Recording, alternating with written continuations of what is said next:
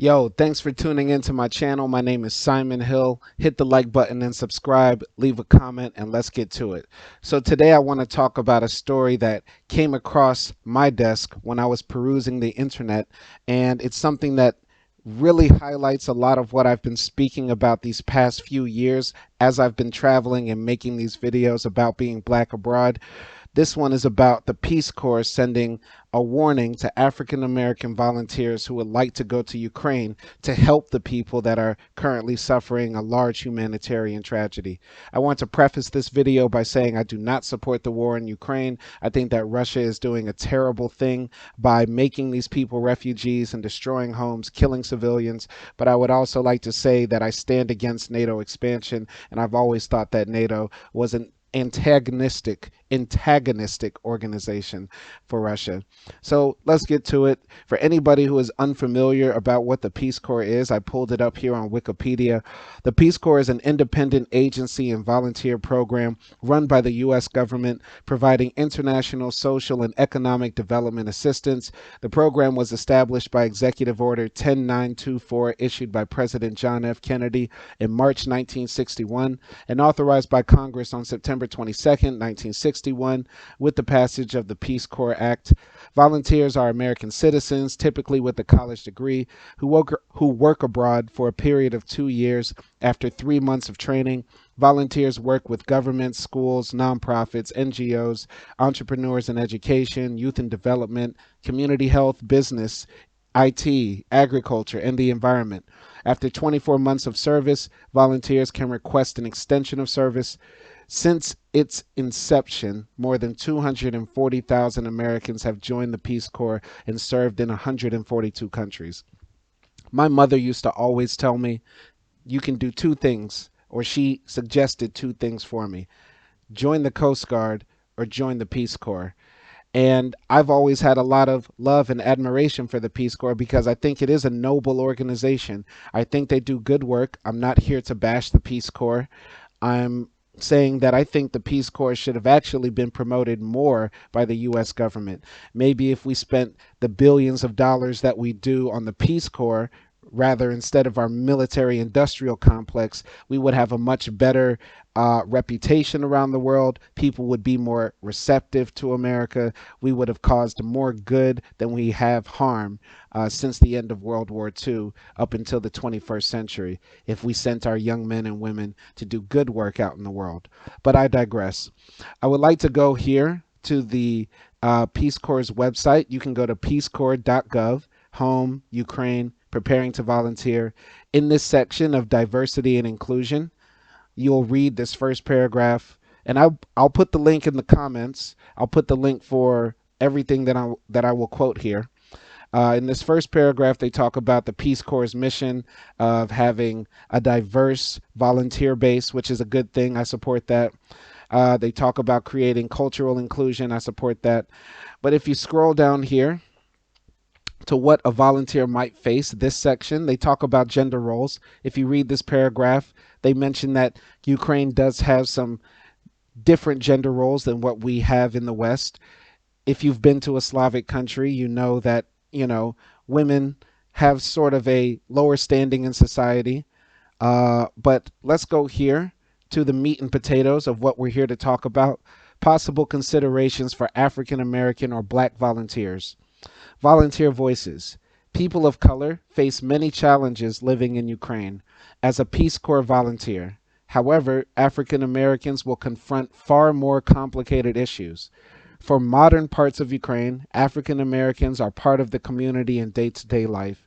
I'm probably sure that there are more Africans in Ukraine than African Americans. Don't quote me on that, but I'm probably sure in, Kiev, they're more used to seeing Africans around.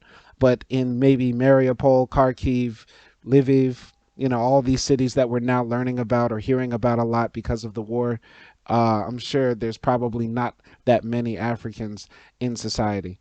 However, there are many Ukrainians who have never seen a Black person before.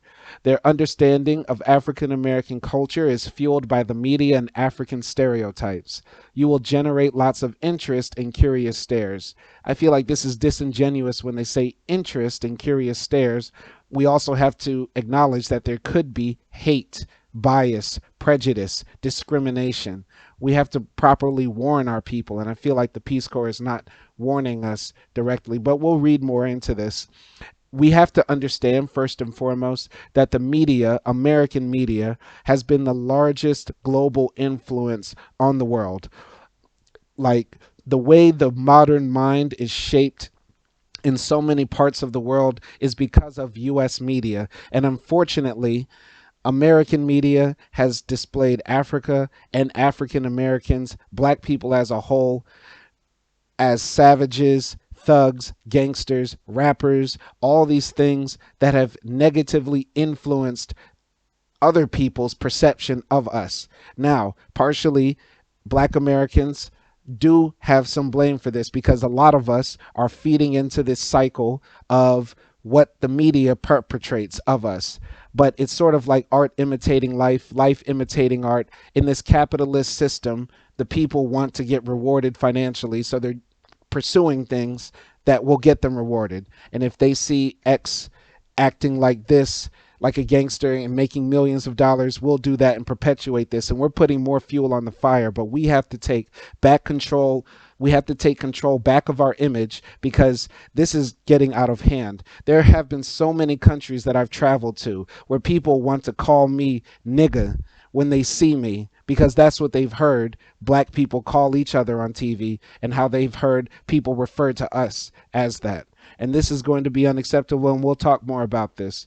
But I'm not placing the blame on our people. I'm placing the blame on American media, US, English, Western media. So these stares can make you uncomfortable and annoyed. I've definitely been stared at when I've been in these Slavic countries. Ukrainians' initial perception of you may be that you are from Africa. It may not. It does help if they understand that you are an American, and the training in PST will help you consider ways that you will engage with these assumptions. Now, I find this a little bit hard to believe. If you're in the Peace Corps, right, and you're out there giving out food, handing out boxes, everything with this group, right, with the Peace Corps, you probably have on regalia, clothes, something that identifies you as a part of this group. And I think it's known that the Peace Corps is an American organization. So if some babushka assumes you're Nigerian or Kenyan, but you're here with the entire American group, I think that person is trying not to be ignorant when they call you an African or something like that, but I think they're actually trying to be more insidious with what they're saying. And it goes without saying that the perception of Africans and African Americans abroad is generally not good. Once again, that's the fault of the media. It is not uncommon for Ukrainians to refer to African Americans as niggers. I'm not even going to try to hide that. It says N-word here, but let's say it as it is, as you'll hear it out of their mouths. So we understand. Volunteers of color may be called a monkey or may see children's games with blackface. Being aware of the history of dehumanization for people of African descent may help inform where this comes from. It does not justify it. It will be at your discretion to determine the intent. Now, there's so much I want to say about this part, but I think this goes back once again to the media. If a person is knowledgeable enough to call an African American, African, any black person a nigger, they must have heard that from the media. And in the media, it has been widely shown that the history of black people in America has been the history of tragedy, slavery, Jim Crow, discrimination. So if you know nigger, you also know that this is a derogatory term. So if somebody says that to you and wants to feign ignorance or feign like they don't know the reason, you would get offended because of that. I think they're being totally untruthful and they're purposely trying to be racist, but hiding behind their ignorance or what you would perceive as their ignorance. I mean, seriously, you wouldn't call any other type of person a monkey. So why would you think it would be okay to call black people monkeys? Whether in English, your own language, Russian, Ukrainian, whatever. Now, funny fact, in Russian, the word for black people is nigra. So this is insane. I think they should have mentioned that in Russian they do call us that, but I still think that's unacceptable. And, an enlightened Russian person should probably try to use a different term to refer to black people if they're going to speak in their own language. I'm not an Anglophone police. I don't expect people to conform to political correctness, but this word has been so widespread and pushed out to the world that it has to be understood by all people that this is negative and this is unacceptable. I'm not going to take this shit anymore that people are going to pretend like they don't know the reasons why people would be offended you say this. And it's never okay. It's not okay. No matter the intent, staff recognizes the impact that hearing that word may invoke hurt and anger. If you view it as unlearned, something the person has never been exposed to, it may be an opportunity for you to educate that person. We are here to support your successful service, and these comments and images can be a huge distraction and obstacle to you. Know that Peace Corps staff is here to support and encourage you. Do not hesitate to remove yourself from such situations. You are not expected to be subjected to such treatment. You can also find support and understand from other African American Peace Corps volunteers serving in Ukraine. In my opinion, I do not want this video to discourage anybody from going to do humanitarian work, because at the end of the day, prejudice is prejudice, ignorance is ignorance, but human life is still valuable.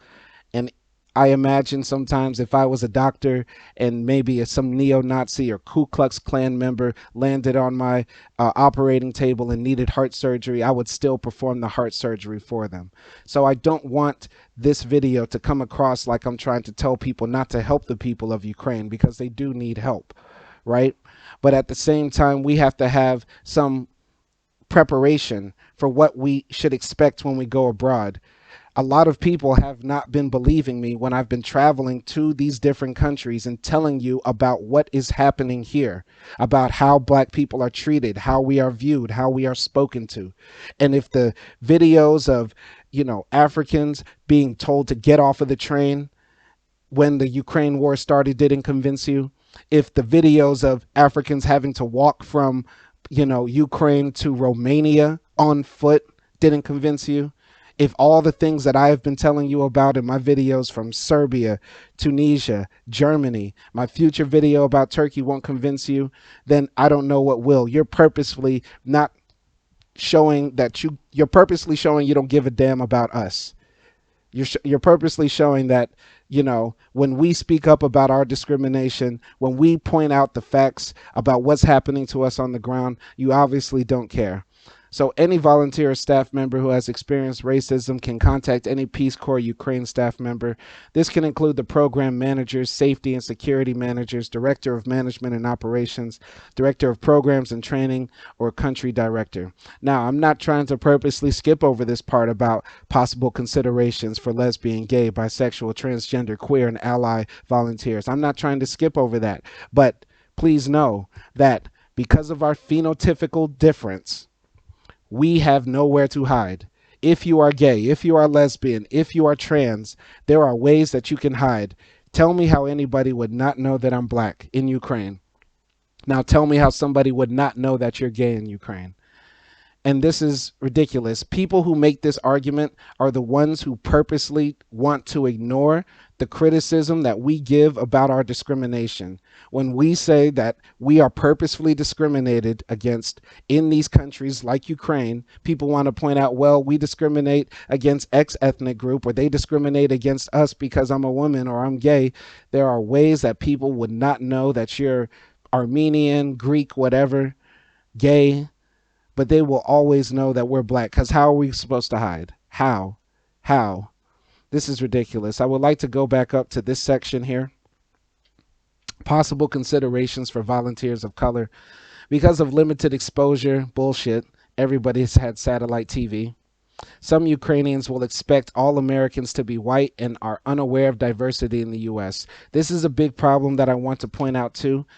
When I was in Tunisia and I used to attend these events at the embassy when they used to have ESL courses, ESL teaching camps, when they used to have these programs for outreach, American cultural outreach in these places, the people at the embassy are almost all white. And that totally does not reflect the diversity of our nation. We are the most diverse nation in the world. Now, there are twofold reasons I can assume why this happens. People of color, black people in particular, are not going into, fields of international relations, getting jobs for the State Department, and asking to go abroad, right? Most of the time, the people that I met at these embassies are like, some kid who studied some master's degree program in some field of the humanities and got stationed somewhere, you know? And I feel like this shows a lack of cultural sensitivity to our country and shows other people a image of white supremacy abroad, because the US is still regarded as a very powerful nation, and when they step into the embassy and they're greeted all by these, you know, European descended Americans, they're not getting the full breadth and scope of our nation, right? And this is why when I was in the embassy, people were asking me, where are you from? No, where are you from really? Where are your parents from? I'm sure every black American traveler has heard that before. I'm sure other people of color who have traveled have heard that before. For volunteers, the range of responses to their skin color may vary greatly. Some volunteers may be mistaken for a host country national, be questioned about their U.S. citizenship, face behavior and language skill expectations. I've seen this firsthand with my own eyes, and this is something that bothers me so much. One of the most dehumanizing experiences I've ever had when I was leaving Tunisia, when we were being evacuated because of the coronavirus. I was a part of the group that was evacuated by the U.S. Embassy then, and I was entering the airport along with all the other Americans, 99% white, two other black guys there.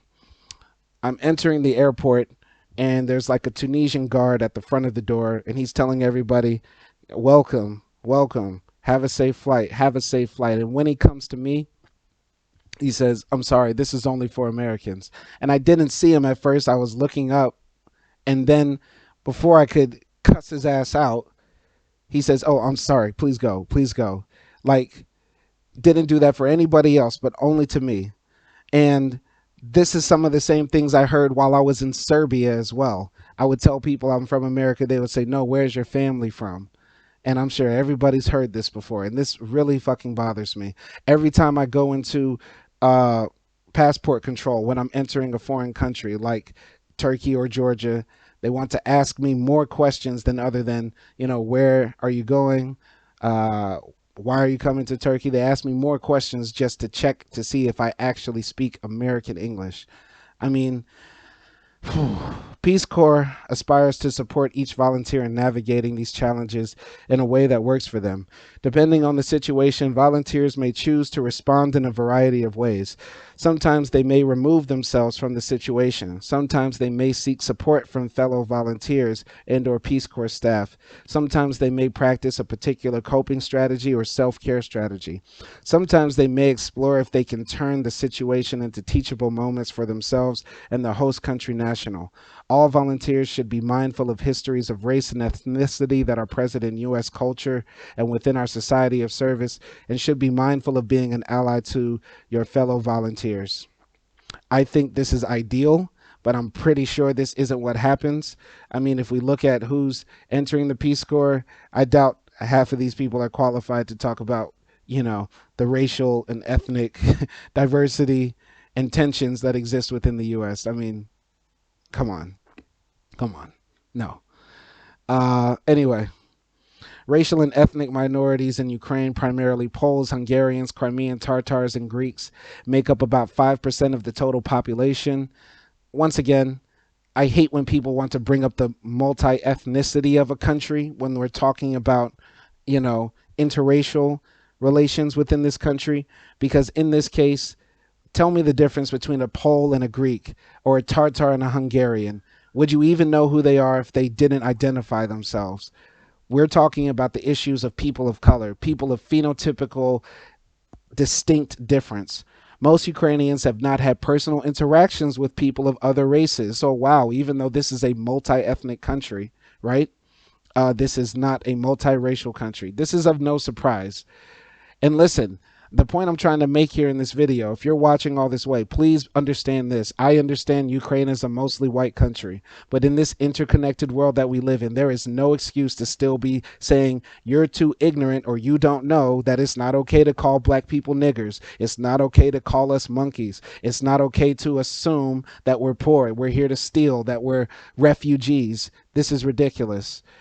They often assume that African American or Asian American volunteers are university students from Africa or Asia rather than Americans. Thus, these volunteers may be stopped to show their identification papers more frequently than other volunteers, particularly in larger cities where they are not known. On its website, the U.S. State Department now warns prospective travelers to Ukraine of hate crimes directed at ethnic minorities. And this is why we have to always keep our head on a swivel and our minds open and aware of the presence of white supremacy, because I have gone this far in this video without mentioning the A word or the double N word, Azov Battalion and the neo-Nazis. Now, I'm not saying all of the Ukrainian defenders against Russian aggression are Azov or neo-Nazis. I'm not saying that, but I would be remiss if I did not mention that that is a large portion of people who are now armed in Ukraine. And, you know, they view us, these neo-Nazis, view black people just as much as a threat to whatever their twisted worldview is as they do these Russian bombs. In addition, a number of international human rights groups have expressed concern with the rise of hate crimes and xenophobic activity in big cities in Ukraine. One volunteer writes, "A majority of the time, people view me with curiosity. Most people I work with love to ask me about my ancestry. They are polite and respectful." This is a typo. They are polite and respectful. Occasionally, I'm mistaken for an Arab or African refugee, and I hear some people shouting, probably shouting racial slurs in their Ukrainian tongue. Most Ukrainians are embarrassed by this behavior, and I have never felt scared for my physical safety. This is something I have to point out as well. As bad as Ukraine may be with its xenophobia, jingoism, racism, anti-blackness, it will always, almost any country in the world will be better than the US just off the mere merit that they are safer, that most people don't have guns, civilians can't get guns and act out their crazy, fantasies of, slaughtering people because of their physical differences. Uh, so, Ukraine might be a racist country, but it will always be better than the US because of the safety. Sharing information about my cultural background as an American of Indian descent has been a wonderful and positive experience for me in the 9 months I have lived in Ukraine. Now, I want to end this video by saying that I am more than certain that most Ukrainians are good people. They're not racist. They're not xenophobic. They just want to live in their countries at peace, get the Russians out, and, be like all of us. Kumbaya. I do want to just say, though, that at this point, I am not accepting, and no black person who is traveling should accept any ignorance, any insult as a part of the person insulting you just being unaware. It's 2022, and I hate when people say it's 2022 or give the year to give a reason why something doesn't exist, but this is the facts. We're almost all interconnected on the world. We're almost all have had access to the internet. We've all had satellite TV even before the internet.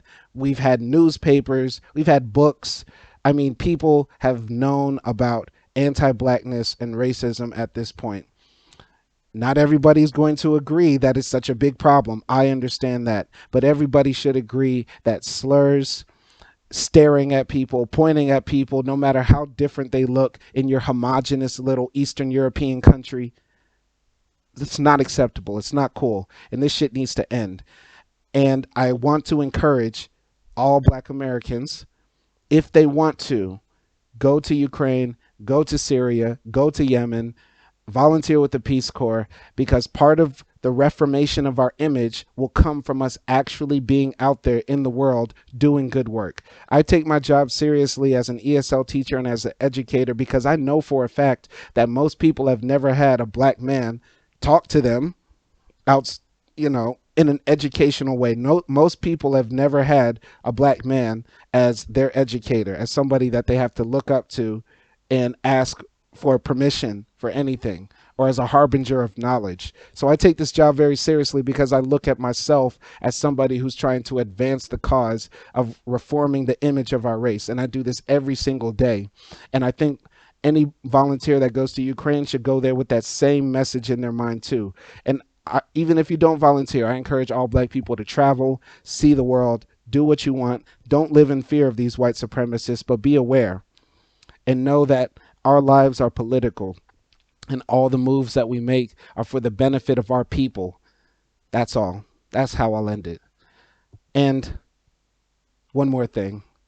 If you think that, your American identity would help you, or you're different than the Africans who are there, you'll be treated differently because you're an American, right? I would just like to say this. Imagine you lost your passport, right? And the shells are falling down on Kiev. City's about to fall, and you need to get the hell out and go to Poland. Lost your passport. Do you think your U.S. identity would help you get on that train? They're telling all the Nigerians, all the Kenyans, all the Ethiopians, you can't enter Poland. You really think that would help you? Or this is how they would look at you?